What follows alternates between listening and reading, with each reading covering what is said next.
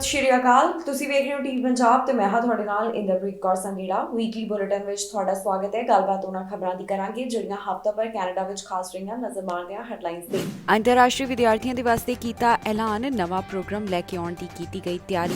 Canada ਕਰੇਗਾ 4,31,000 ਨੂੰ PR. Bharat ਤੋਂ 68,000 ਤੋਂ ਵੱਧ ਹੋਏ ਪੀਆਰ। ਇਮੀਗ੍ਰੇਸ਼ਨ ਬਾਰੇ ਲੀਡਰਾਂ ਦੇ ਵਾਅਦੇ। ਕਿਊਬੈਕ ਚੋਣਾਂ ਤੋਂ ਪਹਿਲਾਂ ਹੋਏ ਵਾਅਦੇ। ਘਰਾਂ ਬਾਰੇ ਟਰੂਡੋ ਦਾ ਐਲਾਨ। ਹਾਊਸਿੰਗ ਅਫੋਰਡੇਬਿਲਟੀ ਦੀ ਕੀਤੀ ਗੱਲ। ਇਸ ਹਫ਼ਤੇ ਅੰਤਰਰਾਸ਼ਟਰੀ ਵਿਦਿਆਰਥੀਆਂ ਵਾਸਤੇ ਵੱਡਾ ਐਲਾਨ ਕੀਤਾ ਗਿਆ। ਅੰਤਰਰਾਸ਼ਟਰੀ ਵਿਦਿਆਰਥੀਆਂ ਲਈ ਰਾਹਤ ਦੀ ਖਬਰ ਸਾਹਮਣੇ ਆਈ ਹੈ।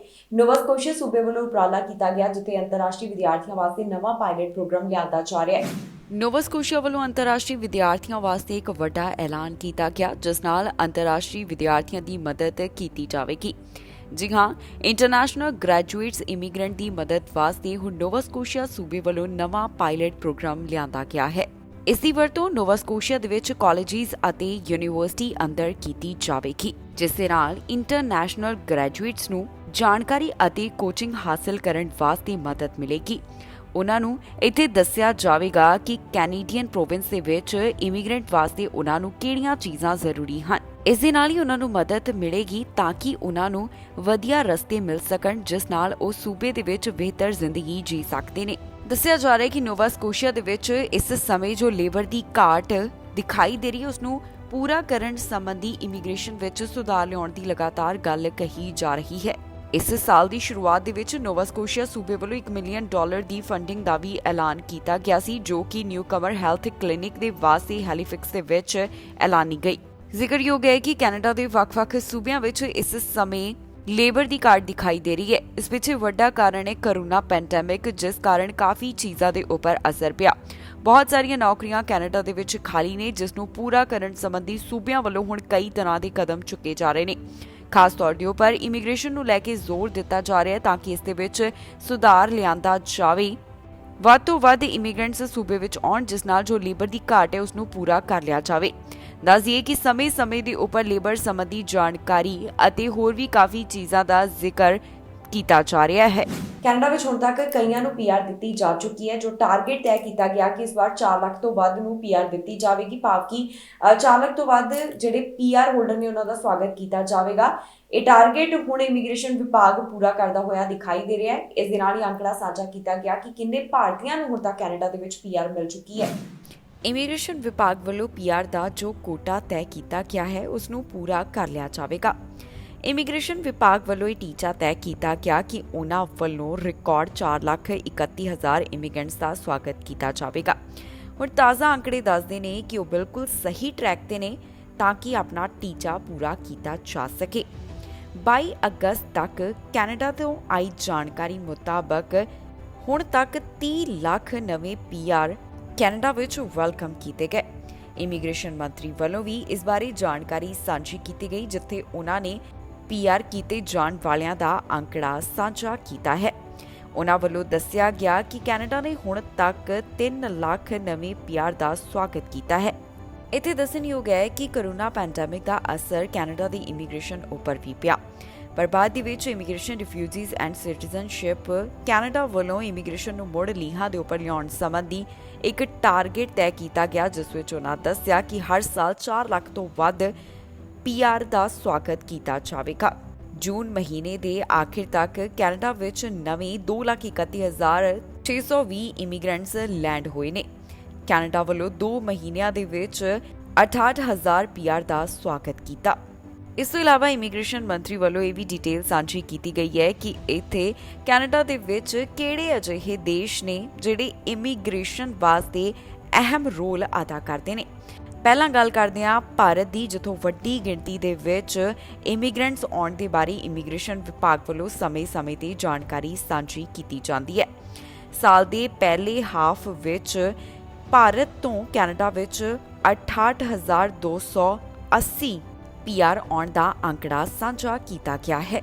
ਚਾਈਨਾ ਤੋਂ 16,540, ਫਿਲੀਪੀਨਸ ਤੋਂ 12,630, ਅਫਗਾਨਿਸਤਾਨ ਤੋਂ 11,415, ਨਾਈਜੀਰੀਆ ਤੋਂ 10,080, ਈਰਾਨ ਤੋਂ 6,425, ਫਰਾਂਸ ਤੋਂ 6,280, US ਤੋਂ 6025, ਪਾਕਿਸਤਾਨ ਤੋਂ 5505, ਬ੍ਰਾਜ਼ੀਲ ਤੋਂ 4810 ਦਾ ਅੰਕੜਾ ਇਮੀਗ੍ਰੇਸ਼ਨ ਵਿਭਾਗ ਵੱਲੋਂ ਸਾਂਝਾ ਕੀਤਾ ਗਿਆ।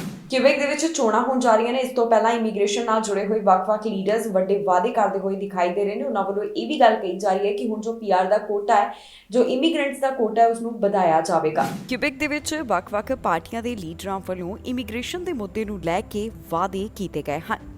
2022 ਵਿੱਚ ਕਰੀਬ 70,000 ਇਮੀਗ੍ਰੈਂਟਸ ਨੂੰ ਸ਼ਾਮਿਲ ਕਰਨ ਸੰਬੰਧੀ ਕਿਊਬੈਕ ਦੇ ਵਿੱਚ ਵਾਅਦਾ ਕੀਤਾ ਗਿਆ। ਪਾਰਟੀ ਕੁਇਬੈਕਵਾ ਲੀਡਰ ਵੱਲੋਂ ਪ੍ਰਸਤਾਵ ਰੱਖਿਆ ਗਿਆ ਕਿ ਫ੍ਰੈਂਚ ਭਾਸ਼ਾ ਅਤੇ ਕਿਊਬੈਕ ਦੇ ਸੱਭਿਆਚਾਰ ਨੂੰ ਸੁਰੱਖਿਅਤ ਰੱਖਣ ਵਾਸਤੇ ਇਮੀਗ੍ਰੇਸ਼ਨ ਦੇ ਪੱਧਰ ਵਿੱਚ ਕਟੌਤੀ ਕਰਕੇ ਇਸ ਨੂੰ 35,000 ਸਾਲਾਨਾ ਦੇ ਪੱਧਰ ਦੇ ਉੱਪਰ ਲਿਆਉਣਾ ਚਾਹੀਦਾ ਹੈ। ਦੱਸਦੀਏ ਕਿ ਇਹ ਪ੍ਰਸਤਾਵ ਉਸ ਵੇਲੇ ਸਾਹਮਣੇ ਆਇਆ ਜਦੋਂ ਕਾਮਿਆਂ ਦੀ ਘਾਟ ਇੱਥੇ ਨਜ਼ਰ ਆ ਰਹੀ ਹੈ।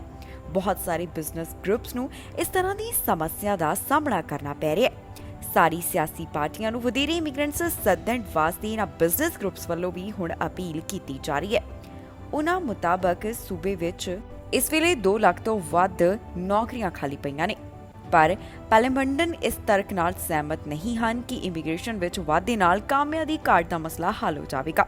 ਉਹਨਾਂ ਦਾ ਕਹਿਣਾ ਹੈ ਕਿ ਵਧੇਰੇ ਇਮੀਗ੍ਰੈਂਟਸ ਵੱਧ ਵਸਤੂਆਂ ਤੇ ਸੇਵਾਵਾਂ ਦੀ ਖਪਤ ਕਰਨਗੇ। ਇਸ ਤੋਂ ਇਲਾਵਾ ਕਿਊਬੈਕ ਦੇ ਲਿਬਰਲ ਲੀਡਰ ਕਹਿ ਰਹੇ ਨੇ ਕਿ ਪਾਰਲੀਮੈਂਟਨ ਜ਼ਮੀਨੀ ਹਕੀਕਤ ਨਾਲ ਟੁੱਟੇ ਹੋਏ ਹਨ। ਉਹ ਕਾਮਿਆਂ ਦੀ ਘਾਟ ਨਾਲ ਜੂਝ ਰਹੇ ਬਿਜ਼ਨਸ ਗਰੁੱਪਸ ਦੀ ਸੁਣ ਹੀ ਨਹੀਂ ਰਹੇ। ਉਹਨਾਂ ਕਿਹਾ ਕਿ ਜੇਕਰ ਉਹਨਾਂ ਦੀ ਚੋਣਾਂ ਵਿੱਚ ਜਿੱਤ ਹੁੰਦੀ ਹੈ ਤਾਂ ਸ਼ੁਰੂਆਤ ਵਿੱਚ ਹਰ ਸਾਲ 70,000 ਇਮੀਗ੍ਰੈਂਟਸ ਦਾ ਟੀਚਾ ਰੱਖਿਆ ਜਾਵੇਗਾ।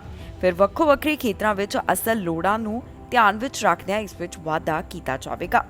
ਹਾਲ ਹੀ ਦੇ ਸਾਲਾਂ ਵਿੱਚ ਕਿਊਬੈਕ ਦਾ ਟਾਰਗੇਟ 40,000 ਤੋਂ 50,000 ਸਾਲਾਨਾ ਦੇ ਵਿਚਕਾਰ ਰੱਖਿਆ ਗਿਆ ਹੈ, ਪਰ ਕੋਵਿਡ ਪੈਂਡੈਮਿਕ ਕਾਰਨ ਜੋ ਕਾਮਿਆਂ ਦੀ ਘਾਟ ਨਜ਼ਰ ਆ ਰਹੀ ਹੈ, ਉਸ ਤੋਂ ਬਾਅਦ ਇਸ ਟਾਰਗੇਟ ਨੂੰ ਵਧਾਉਣ ਦਾ ਟੀਚਾ ਤੈਅ ਕੀਤਾ ਜਾ ਰਿਹਾ ਹੈ। ਇਸ ਤੋਂ ਇਲਾਵਾ ਦੱਸੀਏ ਕਿ ਕਿਊਬੈਕ ਕੰਜ਼ਰਵੇਟਿਵ ਪਾਰਟੀ ਨੇ ਕੰਮ ਵਾਲੀ ਥਾਂ ਤੇ ਆਟੋਮੇਸ਼ਨ ਨੂੰ ਵਧਾਉਣ ਅਤੇ ਕਿਊਬੈਕ ਦੇ ਵਿੱਚ ਜਨਮ ਦਰ ਨੂੰ ਵਧਾਉਣ ਲਈ ਕੰਮ ਕਰਨ ਸੰਬੰਧੀ ਜਾਣਕਾਰੀ ਸਾਂਝੀ ਕੀਤੀ ਹੈ। ਦੱਸਦੀਏ ਕਿ ਕਿਊਬੈਕ ਦੇ ਵਿੱਚ 3 ਅਕਤੂਬਰ ਨੂੰ ਸੂਬਾਈ ਚੋਣਾਂ ਹੋਣ ਜਾ ਰਹੀਆਂ ਨੇ, ਜਿਸ ਤੋਂ ਇਹ ਤੈਅ ਹੋਵੇਗਾ ਕਿ ਇਸ ਵਾਰ ਇੱਥੇ ਕਿਸ ਦੀ ਸਰਕਾਰ ਬਣਦੀ ਹੈ। ਪਰ ਇਸ ਤੋਂ ਪਹਿਲਾਂ ਵੱਖ-ਵੱਖ ਸਿਆਸੀ ਪਾਰਟੀਆਂ ਦੇ ਲੀਡਰਾਂ ਵੱਲੋਂ ਕਈ ਤਰ੍ਹਾਂ ਦੇ ਵਾਅਦੇ ਤੇ ਐਲਾਨ ਕੀਤੇ ਜਾ ਰਹੇ ਨੇ। ਘਰਾਂ ਦੇ ਬਾਰੇ ਪ੍ਰਧਾਨ ਮੰਤਰੀ ਜਸਟਿਨ ਟਰੂਡੋ ਵੱਲੋਂ ਇਸ ਹਫ਼ਤੇ ਐਲਾਨ ਕੀਤਾ ਗਿਆ। ਉਹਨਾਂ ਨੇ ਹਾਊਸ ਅਫੋਰਡੇਬਿਲਟੀ ਦੀ ਗੱਲ ਕੀਤੀ ਹੈ। ਪ੍ਰਧਾਨ ਮੰਤਰੀ ਇਸ ਮੌਕੇ ਦੇ ਉੱਪਰ ਕਿਹੜੇ ਵਿਚਾਰਾਂ ਦੀ ਸਾਂਝ ਕਰਦੇ ਹੋਏ ਦਿਖਾਈ ਦਿੱਤੇ, ਤੁਹਾਨੂੰ ਇਸ ਖਬਰ ਵਿੱਚ ਦੱਸਾਂਗੇ। ਪ੍ਰਧਾਨ ਮੰਤਰੀ ਜਸਟਿਨ ਟਰੂਡੋ ਵੱਲੋਂ ਘਰਾਂ ਨਾਲ ਜੁੜਿਆ ਹੋਇਆ ਖਾਸ ਵੱਡਾ ਐਲਾਨ ਕੀਤਾ ਗਿਆ। ਇਸ ਦੌਰਾਨ ਪ੍ਰਧਾਨ ਮੰਤਰੀ ਵੱਲੋਂ ਕਾਫੀ ਗੱਲਾਂ ਦੇ ਵੱਲ ਧਿਆਨ ਦਿਵਾਇਆ ਗਿਆ ਤੇ ਇਹਨਾਂ ਸੰਬੰਧੀ ਕਈ ਵੱਡੇ ਐਲਾਨ ਕੀਤੇ ਗਏ। ਪ੍ਰਧਾਨ ਮੰਤਰੀ ਜਸਟਿਨ ਟਰੂਡੋ ਵੱਲੋਂ ਹੁਣ ਕੀ ਕੁਝ ਖਾਸ ਕਿਹਾ ਗਿਆ ਹੈ, ਤੁਹਾਨੂੰ ਸੁਣਾਉਂਦੇ ਹਾਂ ਉਹਨਾਂ ਦੀ ਜ਼ੁਬਾਨੀ। Initiative, we're building new affordable units extremely quickly and converting existing buildings to create housing for vulnerable populations that need them now, not a few years from now. These are only a few examples, and of course there's much more work to be done. What gathers us here today is yet another stream of work this government has set up, which is the Rental Construction Financing Initiative, which is designed to accelerate and incentivize the creation of mid-market rental housing to take the edge off of the supply challenges that so many people are facing as they're trying to get into the market. Particularly for renters here in Vancouver, it's tough to find a place. The rental market vacancy rate is very low. We need to work together to provide more housing options for people, and that's what brings us here today. Through the RCFI, we'll provide a loan to build close to 3,000 homes as part of the Sinnock project here in Kitsilano in collaboration with the Squamish Nation. Les travaux de construction ont déjà commencé pour le projet Sinnock. Son architecture et son style vont laisser un héritage culturel durable à la nation des Squamish et au Canada. This housing building will be on land that has been reclaimed by the Squamish Nation after having been expropriated more than 100 years ago.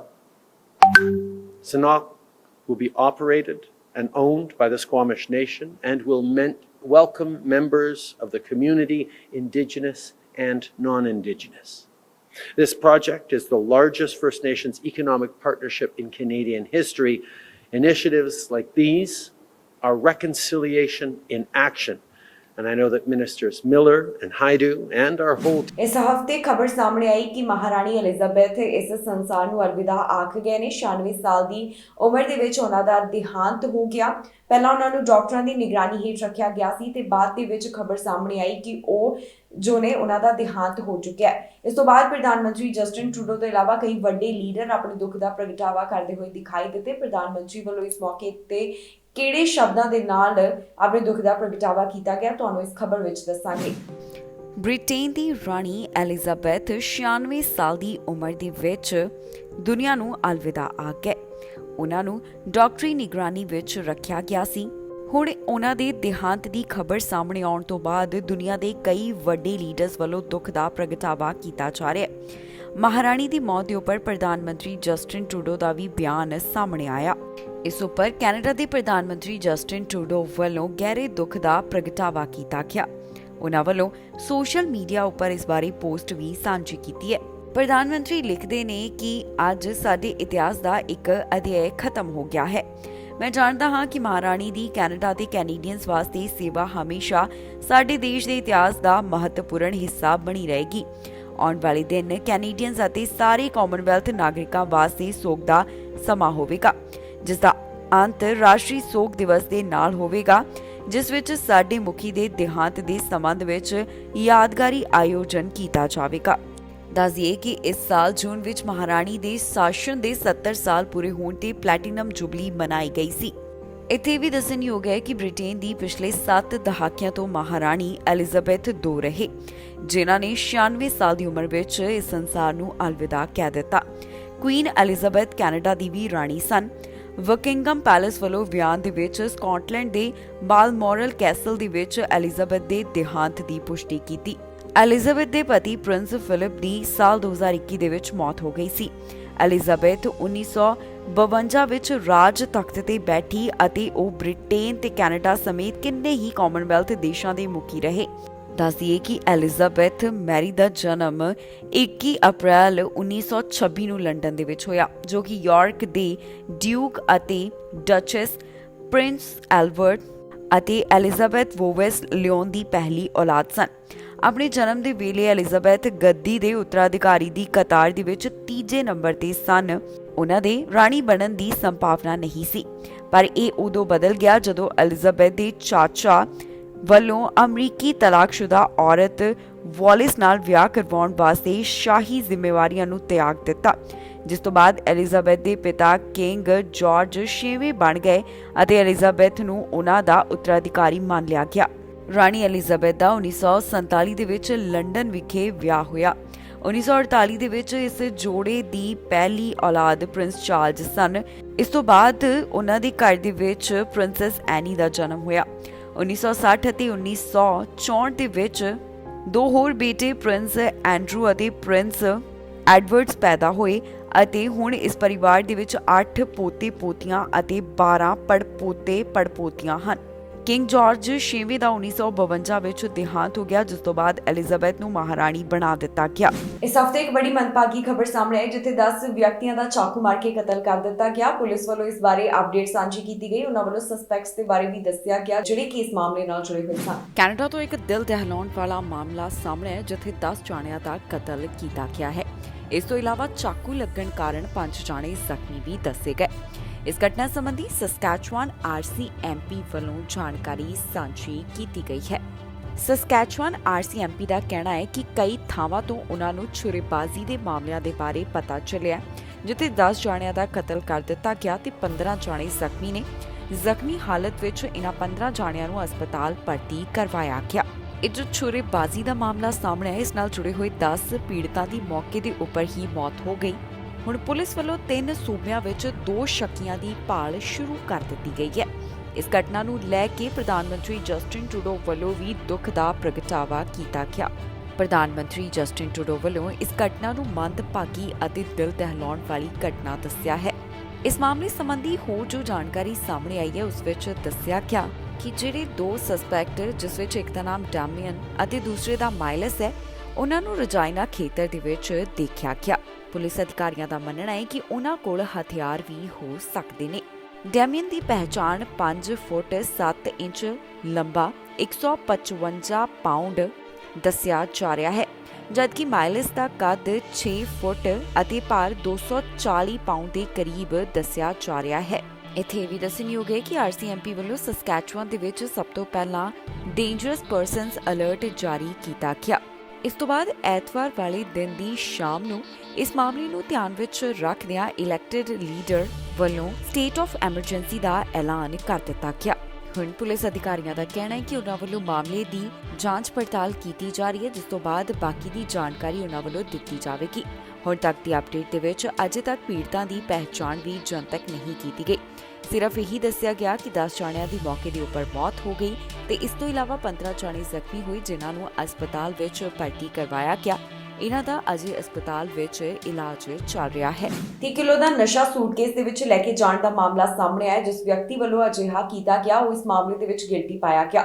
ਵਿਅਕਤੀ ਨੇ ਇਸ ਤਰ੍ਹਾਂ ਕਿਉਂ ਕੀਤਾ, ਇਹ ਵੀ ਜਾਣਕਾਰੀ ਉਹਨਾਂ ਵੱਲੋਂ ਸਾਂਝੀ ਕੀਤੀ ਗਈ। ਕੈਨੇਡਾ ਦੇ ਵਿਅਕਤੀ ਨੂੰ 30 ਕਿਲੋ ਕੈਨੇਬੀਜ਼ ਇੰਪੋਰਟ ਕਰਨ ਸੰਬੰਧੀ ਗਿਲਟੀ ਪਾਇਆ ਗਿਆ, ਜਿਸ ਤੋਂ ਬਾਅਦ ਹੁਣ ਉਸ ਨੂੰ ਬਾਰਬਾਡੋਸ ਵਿੱਚ ਸਜ਼ਾ ਸੁਣਾਈ ਗਈ ਹੈ। ਜਿਸ ਵਿਅਕਤੀ ਵੱਲੋਂ ਅਜਿਹਾ ਕੀਤਾ ਗਿਆ ਉਸ ਦੀ ਉਮਰ 59 ਸਾਲ ਦੇ ਕਰੀਬ ਹੈ, ਜਿਸ ਨੂੰ 36 ਮਹੀਨਿਆਂ ਦੀ ਸਜ਼ਾ ਸੁਣਾਈ ਗਈ। ਦੱਸ ਦਈਏ ਕਿ ਇਹ ਵਿਅਕਤੀ ਟੋਰਾਂਟੋ ਨਾਲ ਸੰਬੰਧਿਤ ਹੈ, ਜਿਸ ਵੱਲੋਂ 2 ਸੂਟਕੇਸ ਵਿੱਚ ਭਰ ਕੇ 30 ਕਿਲੋ ਭੰਗ ਲਿਜਾਣ ਦੀ ਕੋਸ਼ਿਸ਼ ਕੀਤੀ ਜਾ ਰਹੀ ਸੀ। ਅਧਿਕਾਰੀਆਂ ਦਾ ਕਹਿਣਾ ਹੈ ਕਿ ਇਹ ਵਿਅਕਤੀ ਜੋ ਉਸ ਨੂੰ ਜੁਰਮਾਨਾ ਲੱਗਾ ਉਹ ਅਦਾ ਨਹੀਂ ਕਰ ਸਕਦਾ, ਜਿਸ ਕਾਰਨ ਉਸ ਨੂੰ 36 ਮਹੀਨੇ ਵਾਸਤੇ ਹੁਣ ਸਜ਼ਾ ਸੁਣਾ ਦਿੱਤੀ ਗਈ ਹੈ। ਸ਼ੱਕ ਪੈਣ ਦੇ ਉੱਪਰ ਇਸ ਵਿਅਕਤੀ ਦੇ ਬੈਗ ਗ੍ਰੈਂਟਲੇ ਐਡਮਸ ਇੰਟਰਨੈਸ਼ਨਲ 에ਅਰਪੋਰਟ ਦੇ ਉੱਪਰ ਚੈੱਕ ਕੀਤੇ ਗਏ। ਇਹ ਮਾਮਲਾ ਇਸ ਮਹੀਨੇ ਦੀ ਸ਼ੁਰੂਆਤ ਵਿੱਚ ਸਾਹਮਣੇ ਆਇਆ ਸੀ। ਕਸਟਮ ਅਧਿਕਾਰੀਆਂ ਵੱਲੋਂ ਜਦੋਂ ਲਗੇਜ ਦੀ ਪੜਤਾਲ ਕੀਤੀ ਗਈ ਤਾਂ ਇਸ ਵਿੱਚੋਂ ਉਹਨਾਂ ਨੂੰ 30 ਵੈਕਿਊਮ ਸੀਲਡ ਪੈਕੇਟ ਮਿਲੇ, ਜਿਸ ਵਿੱਚ ਭੰਗ ਲੁਕੋ ਕੇ ਰੱਖੀ ਹੋਈ ਸੀ। ਇਸ ਤੋਂ ਇਲਾਵਾ ਇਸ ਤਰ੍ਹਾਂ ਦੇ ਪੈਕੇਟ ਦੂਸਰੇ ਸੂਟਕੇਸ 'ਚੋਂ ਵੀ ਮਿਲੇ। ਕੁੱਲ ਮਿਲਾ ਕੇ ਇਸ ਵਿਅਕਤੀ ਕੋਲੋਂ 30.8 ਕਿਲੋਗ੍ਰਾਮ ਦੀ ਭੰਗ ਬਰਾਮਦ ਹੋਈ, ਜਿਸ ਦੀ ਕੀਮਤ $2,46,000 ਦੱਸੀ ਗਈ। ਪੁਲਿਸ ਵੱਲੋਂ ਇਸ ਸੰਬੰਧੀ ਕਾਰਵਾਈ ਕੀਤੀ ਗਈ ਤੇ ਉਹਨਾਂ ਨੇ ਵਿਅਕਤੀ ਨੂੰ ਹਿਰਾਸਤ ਵਿੱਚ ਲਿਆ। ਜਾਂਚ ਪੜਤਾਲ ਦੌਰਾਨ ਇਸ ਵਿਅਕਤੀ ਨੇ ਦੱਸਿਆ ਕਿ ਉਸ ਨੂੰ ਮਜਬੂਰੀ ਵਿੱਚ ਅਜਿਹਾ ਕਦਮ ਚੁੱਕਣਾ ਪਿਆ। ਪਹਿਲਾਂ ਉਸਨੇ ਕਦੇ ਵੀ ਨਸ਼ੇ ਨੂੰ ਇੰਪੋਰਟ ਜਾਂ ਫਿਰ ਕੋਈ ਗਲਤ ਕੰਮ ਨਹੀਂ ਕੀਤਾ। ਇਸ ਵਿਅਕਤੀ ਵੱਲੋਂ ਅਧਿਕਾਰੀਆਂ ਨੂੰ ਜਾਣਕਾਰੀ ਦਿੱਤੀ ਗਈ ਕਿ ਉਸ ਦੀ ਬੇਟੀ ਨੇ 2 ਸਾਲ ਪਹਿਲਾਂ ਸੁਸਾਈਡ ਕਰ ਲਿਆ। ਉਸ ਦੇ ਪਿੱਛੇ 2 ਬੱਚੇ ਰਹਿ ਗਏ। ਹੁਣ ਉਹਨਾਂ ਨੂੰ ਇੱਕ ਚੰਗਾ ਜੀਵਨ ਦੇਣ ਵਾਸਤੇ ਇਸ ਵਿਅਕਤੀ ਵੱਲੋਂ ਅਜਿਹਾ ਕਦਮ ਚੁੱਕਿਆ ਗਿਆ, ਜੋ ਕਿ ਗਲਤ ਸੀ। ਦੱਸ ਦਈਏ ਕਿ ਸੱਟਾਂ ਲੱਗਣ ਦੇ ਕਾਰਨ ਇਹ ਵਿਅਕਤੀ ਕੰਮ ਨਹੀਂ ਕਰ ਸਕਦਾ, ਜਿਸ ਕਾਰਨ ਕੈਨੇਡਾ ਵਿੱਚ ਉਸ ਨੂੰ ਡਿਸੇਬਿਲਿਟੀ ਪੈਨਸ਼ਨ ਮਿਲਦੀ ਹੈ ਤੇ ਉਸ ਦੇ ਨਾਮ ਉੱਪਰ $5,000 ਵੀ ਹਨ। ਹੁਣ ਅਧਿਕਾਰੀਆਂ ਵੱਲੋਂ ਇਸ ਮਾਮਲੇ ਦੀ ਜੋ ਜਾਣਕਾਰੀ ਸਾਂਝੀ ਕੀਤੀ ਗਈ ਹੈ ਉਸ ਬਾਰੇ ਤੁਹਾਨੂੰ ਇਸ ਖਬਰ ਦੇ ਵਿੱਚ ਦੱਸਿਆ ਹੈ। ਸੈਕਸ਼ੂਅਲ ਅਸੌਲਟ ਦੇ ਮਾਮਲੇ ਸੰਬੰਧੀ ਪੁਲਿਸ ਵੱਲੋਂ 3 ਪੰਜਾਬੀਆਂ ਨੂੰ ਗ੍ਰਿਫਤਾਰ ਕੀਤਾ ਗਿਆ। ਇਹਨਾਂ ਦੀ ਪਹਿਚਾਣ ਵੀ ਜਨਤਕ ਕੀਤੀ ਗਈ ਹੈ। ਦੱਸ ਦਈਏ ਕਿ ਪਿਛਲੇ ਦਿਨੀ ਇਹ ਜਿਨਸੀ ਸ਼ੋਸ਼ਣ ਦਾ ਮਾਮਲਾ ਸਾਹਮਣੇ ਆਇਆ ਸੀ, ਜਿਸ ਬਾਰੇ ਪੁਲਿਸ ਵੱਲੋਂ ਸਸਪੈਕਟਸ ਦੀਆਂ ਤਸਵੀਰਾਂ ਜਾਰੀ ਕੀਤੀਆਂ ਗਈਆਂ, ਪਰ ਹੁਣ ਉਹਨਾਂ ਨੇ ਦੱਸਿਆ ਹੈ ਕਿ 3 ਨੂੰ ਹਿਰਾਸਤ ਵਿੱਚ ਲਿਆ ਗਿਆ। ਤਿੰਨੋਂ ਜਾਣੇ ਪੰਜਾਬੀ ਮੂਲ ਦੇ ਦੱਸੇ ਗਏ ਨੇ। ਪਿਛਲੇ ਦਿਨੀ ਇੱਕ ਸੈਕਸ਼ੂਅਲ ਅਸੌਲਟ ਦਾ ਮਾਮਲਾ ਸਾਹਮਣੇ ਆਇਆ ਸੀ, ਜਿਸ ਬਾਰੇ ਪੁਲਿਸ ਵੱਲੋਂ ਤਾਜ਼ਾ ਅਪਡੇਟ ਸਾਂਝੀ ਕੀਤੀ ਗਈ ਹੈ। ਇਸ ਮਾਮਲੇ ਨਾਲ ਜੁੜੇ ਹੋਏ ਸਸਪੈਕਟ ਦੀਆਂ ਪਹਿਲਾਂ ਤਸਵੀਰਾਂ ਜਾਰੀ ਕੀਤੀਆਂ ਗਈਆਂ, ਪਰ ਹੁਣ ਇਹਨਾਂ ਦੇ ਨਾਮ ਵੀ ਜਨਤਕ ਕਰ ਦਿੱਤੇ ਗਏ ਨੇ। ਇਹ ਤਿੰਨੋਂ ਪੰਜਾਬੀ ਦੱਸੇ ਗਏ, ਜਿਨ੍ਹਾਂ ਦੇ ਨਾਮ ਅਰਸ਼ਵੀਰ ਬਾਠ ਉਮਰ 20 ਸਾਲ, ਸੁਖਪ੍ਰੀਤ ਸਿੰਘ ਉਮਰ 23 ਸਾਲ ਤੇ ਨਰਿੰਦਰ ਔਲਖ ਉਮਰ 24 ਸਾਲ ਦੱਸੀ ਗਈ। ਪੁਲਿਸ ਵੱਲੋਂ ਜਿਨਸੀ ਹਮਲੇ ਦੇ ਦੋਸ਼ ਦੇ ਵਿੱਚ ਇਹਨਾਂ ਤਿੰਨਾਂ ਜਾਣਿਆਂ ਨੂੰ ਗ੍ਰਿਫਤਾਰ ਕਰ ਲਿਆ ਗਿਆ ਹੈ। ਦਰਅਸਲ ਇਹ ਮਾਮਲਾ ਟੋਰਾਂਟੋ ਤੋਂ ਸਾਹਮਣੇ ਆਇਆ ਸੀ, ਜਿੱਥੇ 27 ਅਗਸਤ ਵਾਲੇ ਦਿਨ ਇਹਨਾਂ ਵੱਲੋਂ 31 ਸਾਲ ਦੀ ਔਰਤ ਦੇ ਉੱਪਰ ਜਿਨਸੀ ਹਮਲਾ ਕੀਤਾ ਗਿਆ। ਪੁਲਿਸ ਵੱਲੋਂ ਇਹਨਾਂ ਸਸਪੈਕਟਸ ਦੀ ਉਦੋਂ ਤੋਂ ਹੀ ਭਾਲ ਕੀਤੀ ਜਾ ਰਹੀ ਸੀ। ਉਸ ਦੌਰਾਨ ਪੁਲਿਸ ਵੱਲੋਂ ਇਹਨਾਂ ਤਿੰਨਾਂ ਦੀਆਂ ਤਸਵੀਰਾਂ ਜਾਰੀ ਕੀਤੀਆਂ ਗਈਆਂ। ਪੁਲਿਸ ਵੱਲੋਂ ਉਸ ਦੌਰਾਨ ਇਹਨਾਂ ਦੀ ਪਹਿਚਾਣ ਜਨਤਕ ਨਹੀਂ ਕੀਤੀ ਗਈ ਸੀ, ਪਰ ਕਾਰਵਾਈ ਕਰਦਿਆਂ ਹੁਣ ਇਹਨਾਂ ਨੂੰ ਹਿਰਾਸਤ ਵਿੱਚ ਲਿਆ ਤੇ ਇਹਨਾਂ ਦੇ ਨਾਮ ਵੀ ਆਮ ਲੋਕਾਂ ਦੇ ਨਾਲ ਸਾਂਝੇ ਕਰ ਦਿੱਤੇ ਗਏ ਨੇ। ਫਿਲਹਾਲ ਪੁਲਿਸ ਮਾਮਲੇ ਦੀ ਵਧੇਰੇ ਜਾਂਚ ਪੜਤਾਲ ਕਰ ਰਹੀ ਹੈ। ਕੈਨੇਡਾ ਦੀ ਆਰਥਿਕਤਾ ਦੇ ਉੱਪਰ ਅਸਰ ਪਿਆ ਹੈ। ਸਟੈਟਿਸਟਿਕਸ ਕੈਨੇਡਾ ਵੱਲੋਂ ਨੌਕਰੀਆਂ ਬਾਰੇ ਅੰਕੜੇ ਪੇਸ਼ ਕੀਤੇ ਗਏ, ਜਿੱਥੇ ਦੱਸਿਆ ਗਿਆ ਕਿ ਇੱਕ ਮਹੀਨੇ ਵਿੱਚ 40,000 ਨੌਕਰੀਆਂ ਘੱਟ ਹੋ ਗਈਆਂ ਨੇ। ਇਸ ਤੋਂ ਪਹਿਲਾਂ ਵੀ ਨੌਕਰੀਆਂ ਦੇ ਬਾਰੇ ਸਮੇਂ-ਸਮੇਂ ਦੇ ਉੱਪਰ ਜਾਣਕਾਰੀ ਦਿੱਤੀ ਜਾ ਰਹੀ ਸੀ। ਬੇਰੁਜ਼ਗਾਰੀ ਦਰ ਦੇ ਬਾਰੇ ਵੀ ਜਾਣਕਾਰੀ ਦਿੱਤੀ ਗਈ ਕਿ ਬੇਰੁਜ਼ਗਾਰੀ ਦਰ ਪਹਿਲਾਂ ਦੇ ਮੁਕਾਬਲੇ ਹੇਠਾਂ ਆ ਗਈ। ਕੈਨੇਡਾ ਤੋਂ ਨੌਕਰੀਆਂ ਦੇ ਬਾਰੇ ਜਾਣਕਾਰੀ ਸਾਹਮਣੇ ਆਈ, ਜਿੱਥੇ ਦੱਸਿਆ ਗਿਆ ਕਿ ਅਗਸਤ ਮਹੀਨੇ ਆਰਥਿਕਤਾ ਦੇ ਉੱਪਰ ਅਸਰ ਪਿਆ ਹੈ, ਜਿੱਥੇ ਨੌਕਰੀਆਂ ਘੱਟ ਹੋਣ ਦੇ ਬਾਰੇ ਅੰਕੜਾ ਸਾਂਝਾ ਕੀਤਾ ਗਿਆ। ਜੀ ਹਾਂ, ਅਗਸਤ ਮਹੀਨੇ ਦੌਰਾਨ ਕੈਨੇਡਾ ਵਿੱਚ 40,000 ਨੌਕਰੀਆਂ ਖਤਮ ਹੋ ਗਈਆਂ ਤੇ ਬੇਰੁਜ਼ਗਾਰੀ ਦਰ ਦੇ ਵਿੱਚ ਵੀ ਪਹਿਲਾਂ ਦੇ ਮੁਕਾਬਲੇ ਵਾਧਾ ਦੇਖਣ ਨੂੰ ਮਿਲਿਆ। ਜੂਨ ਅਤੇ ਜੁਲਾਈ ਵਿੱਚ ਕੁੱਲ 74,000 ਨੌਕਰੀਆਂ ਖਤਮ ਹੋਈਆਂ ਸਨ। ਹੁਣ ਸਟੈਟਿਸਟਿਕਸ ਕੈਨੇਡਾ ਵੱਲੋਂ ਜੋ ਨਵੇਂ ਅੰਕੜੇ ਪੇਸ਼ ਕੀਤੇ ਗਏ ਉਹਨਾਂ ਮੁਤਾਬਕ ਕੈਨੇਡੀਅਨ ਆਰਥਿਕਤਾ ਦੇ ਵਿੱਚ ਅਗਸਤ ਮਹੀਨੇ 40,000 ਨੌਕਰੀਆਂ ਖਤਮ ਹੋਈਆਂ। ਇਸ ਨਾਲ ਬੇਰੁਜ਼ਗਾਰੀ ਦਰ ਵੱਧ ਕੇ 5.4% ਦਰਜ ਕੀਤੀ ਗਈ। ਜੂਨ ਅਤੇ ਜੁਲਾਈ ਦੇ ਵਿੱਚ ਲਗਾਤਾਰ 2 ਮਹੀਨੇ ਅਰਥਚਾਰੇ ਵਿੱਚੋਂ ਨੌਕਰੀਆਂ ਦੀ ਕਮੀ ਆਉਣ ਤੋਂ ਬਾਅਦ ਅਰਥਸ਼ਾਸਤਰੀਆਂ ਦਾ ਅੰਦਾਜ਼ਾ ਸੀ ਕਿ ਅਗਸਤ ਵਿੱਚ ਕਰੀਬ 10,000 ਤੋਂ 15,000 ਨਵੀਆਂ ਨੌਕਰੀਆਂ ਪੈਦਾ ਹੋਣਗੀਆਂ, ਪਰ ਅੰਕੜਿਆਂ ਦੇ ਅੰਦਾਜ਼ੇ ਬਿਲਕੁਲ ਅਲੱਗ ਦਿਖਾਈ ਦਿੱਤੇ ਨੇ। ਹੁਣ ਜੋ ਅਗਸਤ ਮਹੀਨੇ ਬਾਰੇ ਅੰਕੜੇ ਸਾਹਮਣੇ ਆਏ ਨੇ, ਮਈ ਤੋਂ ਹੁਣ ਤੱਕ ਖਤਮ ਹੋਈਆਂ ਨੌਕਰੀਆਂ ਦੀ ਕੁੱਲ ਗਿਣਤੀ 1 ਲੱਖ ਤੋਂ ਪਾਰ ਕਰ ਗਈ ਹੈ। ਨੌਕਰੀਆਂ ਦੇ ਵਿੱਚ ਜੋ ਗਿਰਾਵਟ ਆਈ ਹੈ ਉਸਨੇ ਪਿਛਲੇ 7 ਮਹੀਨਿਆਂ ਵਿੱਚ ਪਹਿਲੀ ਵਾਰੀ ਬੇਰੁਜ਼ਗਾਰੀ ਦਰ ਵਿੱਚ ਵਾਧਾ ਕੀਤਾ। ਜੂਨ ਵਿੱਚ ਕੈਨੇਡਾ ਅੰਦਰ ਬੇਰੁਜ਼ਗਾਰੀ ਦਰ ਘਟ ਕੇ 4.9% ਦੇ ਰਿਕਾਰਡ ਪੱਧਰ ਦੇ ਉੱਪਰ ਪਹੁੰਚ ਗਈ। ਜੁਲਾਈ ਵਿੱਚ ਇਹ ਦਰ ਸਥਿਰ ਰਹੀ, ਪਰ ਅਗਸਤ ਵਿੱਚ ਬੇਰੁਜ਼ਗਾਰੀ ਦਰ ਵਿੱਚ 0.50% ਦਾ ਵਾਧਾ ਦਰਜ ਕੀਤਾ ਗਿਆ। ਪਿਛਲੇ ਸਾਲ ਦੇ ਅਗਸਤ ਦੀ ਤੁਲਨਾ ਦੇ ਵਿੱਚ ਇਹ 5.4% ਦਾ ਵਾਧਾ ਦੱਸਿਆ ਜਾ ਰਿਹਾ ਹੈ। ਦੱਸ ਦਈਏ ਕਿ ਸਟੈਟਿਸਟਿਕਸ ਕੈਨੇਡਾ ਵੱਲੋਂ ਲਗਾਤਾਰ ਨੌਕਰੀਆਂ ਦੇ ਬਾਰੇ ਜਾਣਕਾਰੀ ਸਾਂਝੀ ਕੀਤੀ ਜਾਂਦੀ ਹੈ ਤੇ ਤਾਜ਼ਾ ਅੰਕੜਿਆਂ ਦੇ ਵਿੱਚ ਉਹਨਾਂ ਵੱਲੋਂ ਦੱਸਿਆ ਗਿਆ ਕਿ ਕਿੰਨੀਆਂ ਨੌਕਰੀਆਂ ਆਰਥਿਕਤਾ ਦੇ ਵਿੱਚ ਘੱਟ ਹੋਈਆਂ ਨੇ ਤੇ ਬੇਰੁਜ਼ਗਾਰੀ ਦਰ ਕਿੰਨੀ ਦਰਜ ਕੀਤੀ ਗਈ। 1 ਲੱਖ ਤੋਂ ਵੱਧ ਫੈਂਟਨਲ ਦੀਆਂ ਗੋਲੀਆਂ ਬਰਾਮਦ ਕੀਤੀਆਂ ਗਈਆਂ। ਨਸ਼ੇ ਦੀ ਇਸ ਬਰਾਮਦਗੀ ਦੇ ਬਾਰੇ ਡਿਟੇਲ ਸਾਂਝੀ ਕੀਤੀ ਗਈ। ਇਸ ਮਾਮਲੇ ਦੇ ਵਿੱਚ ਕਿਸ ਦੇ ਉੱਪਰ ਕਾਰਵਾਈ ਕੀਤੀ ਗਈ ਹੈ ਜਾਂ ਫਿਰ ਕੀ ਕੁਝ ਨਿਕਲ ਕੇ ਸਾਹਮਣੇ ਆਇਆ, ਪੁਲਿਸ ਅਧਿਕਾਰੀਆਂ ਵੱਲੋਂ ਦੱਸਿਆ ਗਿਆ। ਬਾਰਡਰ ਆਫੀਸ਼ੀਅਲਸ ਵੱਲੋਂ ਐਰੀਜ਼ੋਨਾ ਵਿੱਚ ਨਸ਼ੇ ਖਿਲਾਫ ਵੱਡੀ ਕਾਰਵਾਈ ਕੀਤੀ ਗਈ। ਉਹਨਾਂ ਵੱਲੋਂ ਵੱਡੀ ਮਾਤਰਾ ਵਿੱਚ ਫੈਂਟਨਲ ਪਿਲਜ਼ ਬਰਾਮਦ ਕੀਤੀਆਂ ਗਈਆਂ ਤੇ ਨਾਲ ਹੀ ਆਈਸ ਚੈਸਟ ਵਿੱਚ ਲੁਕੋ ਕੇ ਰੱਖਿਆ 14 ਪਾਉਂਡ ਫੈਂਟਨਲ ਪਾਊਡਰ ਵੀ ਉਹਨਾਂ ਦੇ ਹੱਥ ਲੱਗਾ ਹੈ। ਇਸ ਮਾਮਲੇ ਸੰਬੰਧੀ customs and border protection officers ਵੱਲੋਂ ਜਾਣਕਾਰੀ ਸਾਂਝੀ ਕੀਤੀ ਗਈ, ਜਿੱਥੇ ਉਹਨਾਂ ਨੇ ਦੱਸਿਆ ਕਿ ਨੋਗਾਲਸ ਪੋਰਟ ਆਫ ਐਂਟਰੀ ਦੇ ਉੱਪਰ ਉਹਨਾਂ ਵੱਲੋਂ 1,02,000 ਫੈਂਟਨਲ ਪਿਲਜ਼ ਬਰਾਮਦ ਕੀਤੀਆਂ। ਇਸ ਤੋਂ ਇਲਾਵਾ 14 ਪਾਉਂਡ ਫੈਂਟਨਲ ਪਾਊਡਰ ਦੀ ਬਰਾਮਦਗੀ ਦੇ ਬਾਰੇ ਵੀ ਉਹਨਾਂ ਵੱਲੋਂ ਦੱਸਿਆ ਗਿਆ ਹੈ।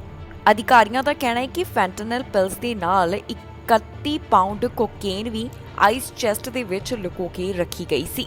ਦੱਸ ਦਈਏ ਕਿ ਫੈਂਟਨਲ ਇੱਕ ਕਾਫੀ ਖਤਰਨਾਕ ਨਸ਼ਾ ਹੈ ਜੋ ਕਿ ਹੈਰੋਇਨ ਤੋਂ 50 ਗੁਣਾ ਵੱਧ ਸਟਰੋਂਗ ਹੁੰਦਾ ਹੈ। ਇਸ ਬਾਰੇ ਜੋ centre for disease control and prevention ਵੱਲੋਂ ਅੰਕੜਾ ਸਾਂਝਾ ਕੀਤਾ ਗਿਆ, ਉਸ ਵਿੱਚ ਦੱਸਿਆ ਗਿਆ ਕਿ ਪਿਛਲੇ ਸਾਲ ਇਸ ਕਾਰਨ 1 ਲੱਖ ਤੋਂ ਵੱਧ ਮੌਤਾਂ ਹੋ ਗਈਆਂ। ਅਧਿਕਾਰੀਆਂ ਵੱਲੋਂ ਅਜੇ ਇਸ ਮਾਮਲੇ ਸੰਬੰਧੀ ਬਹੁਤੀ ਜਾਣਕਾਰੀ ਤਾਂ ਸਾਂਝੀ ਨਹੀਂ ਕੀਤੀ ਗਈ। ਉਹਨਾਂ ਦਾ ਕਹਿਣਾ ਹੈ ਕਿ ਇਸ ਸੰਬੰਧੀ ਉਹਨਾਂ ਵੱਲੋਂ ਜਾਂਚ ਪੜਤਾਲ ਕੀਤੀ ਜਾ ਰਹੀ ਹੈ, ਜਿਸ ਤੋਂ ਬਾਅਦ ਬਾਕੀ ਦੀ ਜਾਣਕਾਰੀ ਉਹ ਸਾਂਝੀ ਕਰਨਗੇ। ਹੁਣ ਤੱਕ ਦੀ ਅਪਡੇਟ ਦੇ ਵਿੱਚ ਉਹਨਾਂ ਵੱਲੋਂ ਇਹਨਾਂ तमाम ਗੱਲਾਂ ਦਾ ਹੀ ਜ਼ਿਕਰ ਕੀਤਾ ਗਿਆ ਹੈ। ਇਸ ਹਫਤੇ ਆਈਫੋਨ 14 ਲਾਂਚ ਹੋਇਆ, ਜਿਸ ਵਿੱਚ ਕਈ ਜ਼ਬਰਦਸਤ ਫੀਚਰ ਐਡ ਕੀਤੇ ਗਏ। 4 ਮਾਡਲ ਜਿਹੜੇ ਨੇ ਆਈਫੋਨ 14 ਦੇ ਜਾਰੀ ਕੀਤੇ ਗਏ। ਇਹਨਾਂ ਵਿੱਚ ਕਿਹੜੀਆਂ ਹੁਣ ਨਵੀਆਂ ਚੀਜ਼ਾਂ ਸ਼ਾਮਿਲ ਕੀਤੀਆਂ ਗਈਆਂ ਉਹ ਦੱਸਿਆ ਗਿਆ ਤੇ ਨਾਲ ਹੀ ਇਹ ਵੀ ਜਾਣਕਾਰੀ ਦਿੱਤੀ ਗਈ ਹੈ ਕਿ ਜਿਹੜੇ ਯੂਐਸ ਮਾਡਲ ਨੇ ਉਹਨਾਂ ਵਿੱਚੋਂ ਸਿਮ ਟ੍ਰੇ ਨੂੰ ਹਟਾ ਦਿੱਤਾ ਗਿਆ।